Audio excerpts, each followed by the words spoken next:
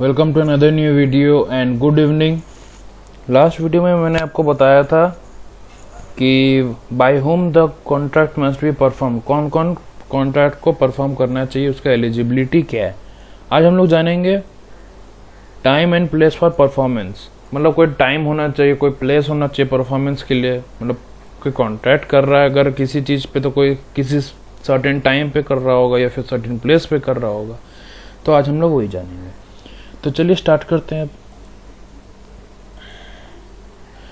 तो अभी मैं कुछ पॉइंट्स बता दूंगा, मेन हेडिंग्स। पहला आता है, मैं रीडिंग आपको कर दे रहा हूँ। Where no time specified and no application to be made, where time specified but no application to be made, where a performance to be made on certain day at proper time and place, promise to apply for performance, where no place fixed and no application to be made for performance, duty of promiser to apply to promise to appoint place, duty नहीं होगा, duty of promiser होगा, performance to be in manner or at time prescribed or sanctioned by the promisee, वो promisee होगा। तो हम लोग अब एक एक करके सारे पॉइंट्स को पढ़ेंगे डिटेल में। अगर आपको वीडियो पॉज करके ये सब नोट डाउन करना है, आप नोट डाउन कर सकते हो। और अगर आपने अभी तक सब्सक्राइब ना किया हो तो आप प्लीज सब्सक्राइब प्लीज कर दो, ताकि आपको और भी अच्छे अच्छे वीडियोस मिले। तो हम लोग स्टार्ट करते हैं। Where no time specified and no application to be made. Section 46 में लिखा हुआ है कॉन्ट्रैक्ट एक्ट का, वेयर बाय द कॉन्ट्रैक्ट मतलब इस कॉन्ट्रैक्ट में अ प्रोमिसर, मतलब एक्स एंड वाई में कॉन्ट्रैक्ट हुआ है, तो एक्स प्रोमिसर हुआ, वाई प्रोमिसी हुआ। A promiser is to perform his promise, promiser को अपना प्रॉमिस पूरा करना है, परफॉर्म करना है, without application by the promisee, वो प्रोमिसी होगा। मतलब प्रोमिसी जो है वो अपना उसको एप्लीकेशन, मतलब कि without application by the promisee, मतलब ये नहीं होना चाहिए कि प्रोमिसर को परफॉर्म करना है अपना प्रॉमिस, और वो चीज़ करवाने के लिए प्रोमिसी जो है, वाई जो है, एप्लीकेशन लेटर देगा कि तुम करो, फोर्स करेगा कि तुमको करना है तुमको। And no time performance is specified the engagement must be perform with a reasonable time. Reasonable time में परफॉर्मेंस करना है, like 1 hour, 2 hour, 3 hour, 4 hour etcetera. ठीक है। Thus, no hard and fast rule can be prefixed in this connection. The reasonable time in each case will depend on the facts and circumstances of the case, के nature of the case पे भी depend करेगा, and subject matter of the contract क्या है उस पे भी depend करेगा ये चीज़, nature of the transaction। ठीक है।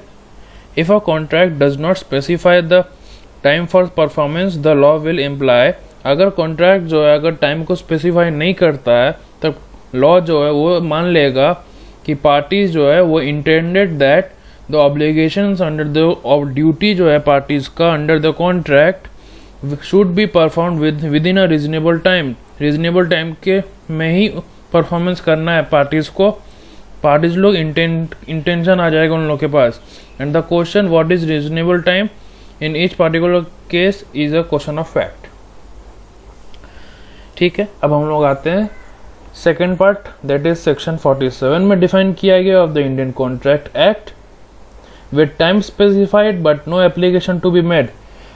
मैं सेक्शन पढ़ दे रहा हूँ। When a promise is to be performed on a certain day, तो सर्टेन डे बोल दिया गया, ऑन सैटरडे आपको ये परफॉर्मेंस, आपको ये कॉन्ट्रैक्ट का परफॉर्मेंस आपको परफॉर्म करना है। And the promisor has undertaken to perform, और प्रोमिसर जो है बोला ठीक है हम परफॉर्म करेंगे without the application by the promisee, मतलब प्रोमिसी ने अपना एक एप्लीकेशन नहीं दिया प्रोमिसर को कि तुम परफॉर्म करो on that day. The promiser may perform it at any time during the usual hours of business on such day and at the place at which the promise ought to be performed. इसका मतलब ये आता है the promiser may perform, जब promiser X और Y के बीच में कॉन्ट्रैक्ट हुआ है तो एक्स जो है वो पूरा, मतलब मान लीजिए सैटरडे को अगर या फिर मान लीजिए मंडे को परफॉर्मेंस करना है, ठीक है, कॉन्ट्रैक्ट का परफॉर्मेंस मंडे को है, तो मंडे के यूजुअल आवर्स ऑफ बिजनेस के दौरान उसको अपना काम कर देना है, उसके बाद करेगा तो वो अपना प्रॉमिस पूरा नहीं करेगा। हम लोग एग्जांपल ले लेते हैं, like for example A promises to deliver goods at B's warehouse on the 1st January. A promise करता है कि वो अपना कुछ गुड्स वो डिलीवर करेगा बी के वेयर हाउस में एट 1st जनवरी को। ऑन दैट डे, उस दिन 1st जनवरी को ए ब्रिंग्स टू बीज वेयर हाउस, ए लाता है गुड्स लाता है बी के वेयर हाउस में, बट आफ्टर द मतलब यूजुअल आवर ऑफ बिजनेस जो है उसके बाद लाता है। तो बी आफ्टर क्लोजिंग मतलब बी ने अपना वेयर हाउस बंद कर दिया, उसके बाद आगे डिलीवरी देता है, तो बी तो रिसीव किया नहीं, इसलिए ए ने अपना प्रॉमिस परफॉर्म नहीं किया है, पूरा नहीं किया है। यही आता है सेक्शन 47 में। मतलब आपका पूरा एक्सप्लेनेशन मैंने आपको बता दिया विथ एग्जाम्पल। अब हम लोग आते हैं next, that is section 48 of the Indian Contract act. अब ये क्या बताते हैं हम लोग ये जानते हैं। Where performance to be made on certain day at proper time and place, promise to apply for performance।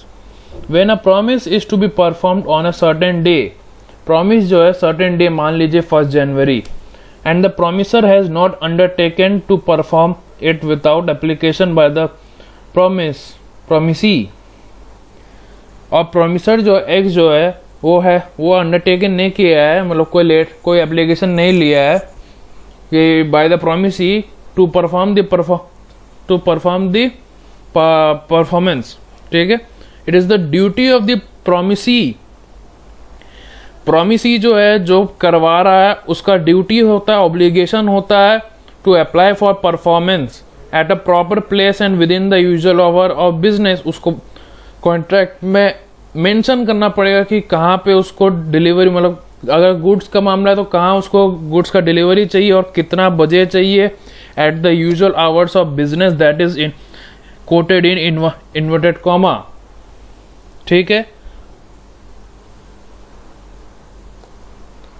अब हम लोग आते हैं नेक्स्ट, दैट इज सेक्शन 49। अब वो क्या, section 49 of the Indian Contract act, अब वो किसी से डील करता है हम लोग वो जानेंगे। Where no place fixed and no application to be made for performance, duty of promisor to apply to promisee to appoint place. Where no place fixed and no application to be made for performance, duty of promiser to apply to promise with to appoint place. When a promise is to be performed without application by the promisee, जब promise perform किया जाता है by the promisee, जब promisee perform करता है promise को, contract को जब performance करता है promisee जो है Y जो है, जब contract को performance करता है without the application and know places fix, और जगह भी फिक्स नहीं किया गया है for the performance of it, it is the duty of the promisor. मतलब जब प्रोमिसर जब कर रहा था अपना परफॉर्मेंस तब प्रोमिसी का ड्यूटी होता है। अभी जब प्रोमिसी अपना परफॉर्मेंस कर रहा है तो प्रोमिसर का ड्यूटी होता है कि वो अपना एक रीजनेबल प्लेस को अपॉइंट करे और performance of the promise and the perform at such place, अपना रीजनेबल प्लेस को फिक्स करे और रीजनेबल टाइम को भी फिक्स करे, ठीक है। यही प्रोवाइड किया गया है सेक्शन 49 में। अब हम लोग आते हैं सेक्शन 50 में। अब उसमें क्या डील किया गया अब हम लोग ये जानेंगे। Performance to be in manner और एट टाइम प्रेस्क्राइब्ड और sanctioned by the promise. Section 50 provides promisor is bound to perform in any manner or at any time which the promisee prescribes or sanctions। इसका मतलब यही आता है कि promisor जो x जो है वो जो कॉन्ट्रैक्ट कर रहा है कि हम डिलीवरी ऑफ गुड्स करेंगे वाई के साथ कॉन्ट्रैक्ट करता है, तो X is bound to perform in any manner, किसी भी मैनर में उसको अपना डिलीवरी ऑफ गुड्स करना है और किसी भी टाइम उसको करना है, उसी दिन करना है, जो भी टाइम प्रेस्क्राइब्ड किया गया है बाय द प्रोमिसी। मतलब वाई ने जो भी टाइम प्रेस्क्राइब्ड किया है या फिर जो भी जगह प्रेस्क्राइब किया है वहां पे उसको अपना काम कर देना है। अगर नहीं करेगा तो फिर वो अपना काम नहीं करे, मतलब वो उसने अपना प्रॉमिस पूरा नहीं किया। ये चीज़ हम लोगों ने पढ़ा है section 47 of the Indian Contract act. इसी वीडियो में अगर आपको फिर से देखना फिर से देख लो आप, अगर आपको समझ में आ जाए अच्छी तरह तो बहुत बढ़िया। आप please like share and subscribe कीजिएगा और भी अच्छे अच्छे वीडियोस देखने के लिए। आगे बढ़ूंगा मैं अब और अगर कोई डाउट आता है इससे रिलेटेड या कॉन्ट्रैक्ट से रिलेटेड, कोई भी चीज़ से रिलेटेड कोई क्वेश्चन आता है, कोई क्वेरीज आता है, तो आप प्लीज़ कमेंट सेक्शन में आप प्लीज़ ज़रूर बोल दीजिए। तब तक के लिए stay safe and stay at home. Thank you.